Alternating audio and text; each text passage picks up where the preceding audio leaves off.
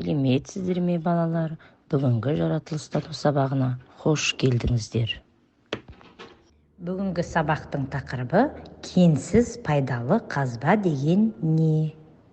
Сенің білетінің қандай пайдалы қазбалар кенсіз деп аталатынын білесің? Еліміздегі кенсіз пайдалы қазбалардың таралу аймақтарын анықтайсың. Енді мына сұраққа жауап беріп көр. Театр баспалдақтары, бағандары, еден қандай материалдардан жасалады? Бұл материал мәрмәр деп аталады. Неліктен осы материалды пайдаланады деп ойлайсыздар? Себебі мықты, суда ерімейді, ауа райы әсерінен мүжілмейді, өте әдемі, жылтыр болады. Бұл затты қайдан алады? Бүгін кенсіз пайдалы қазбалар туралы айтамыз.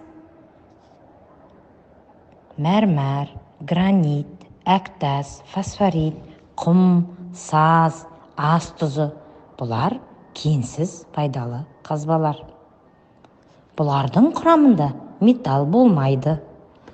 Бұл пайдалы қазбаларды табиғи түрінде немесе өндіріс пен құрылыста шикізат ретінде пайдаланады. Кенсіз пайдалы қазбаның пайда болуы туралы білейік. Тау жынысы шөгінді. Шөгінді кенсіз пайдалы қазбаға құм, әк, бор, мәрмәр, тұз, тас. Шөгінді тау жыныстары жердің бетіндегі заттардың шөгуінен пайда болады. Магмалық кенсіз пайдалы қазбаға гранит, асбест жатады. Олар көбіне жазық жерлерде кездеседі. Мұндай жыныстар негізінен тірі ағзалардың қалдығының ыдырап, шіріп, нығыздалуынан түзелген. Бор мен әктас жануарлардың сүйектерінің шіруінен пайда болған. Ал тұз ежелгі теңіздер мен мұхиттардың орнына шоғырланған. Бор, әктас, тұз бұлар шөгінді тау жыныстары. Кенсіз пайдалы қазбаларды адам өз өмірінде кеңінен қолданады.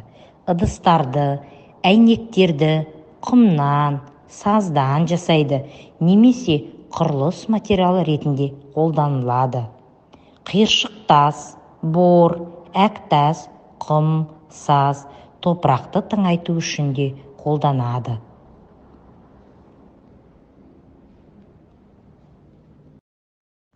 Ас тұзын біз өз өмірімізде өте жиі қолданамыз. Ал асбест таңғажайып зат. Табиғаттан талшықты жіп түрінде алынады.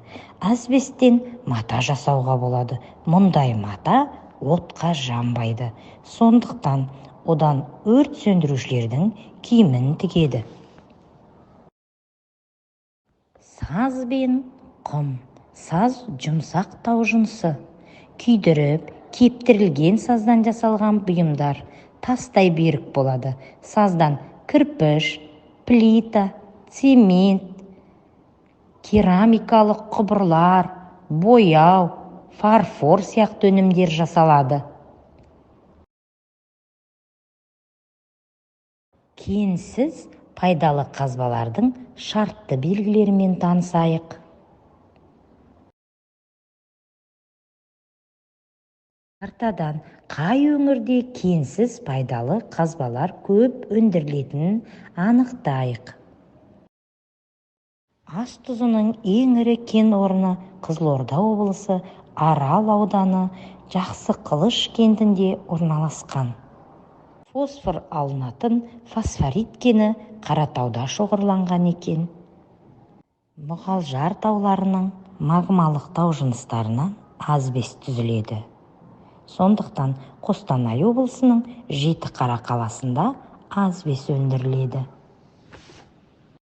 Жарайсыздар балалар, сендерге бүгінгі сабақ ұнайды деген сенімдемін. бүгінгі сабақтан сендер кенсіз пайдалы қазба туралы көп нәрсе білдіңдер. Келесі кездескенше сау болыңдар.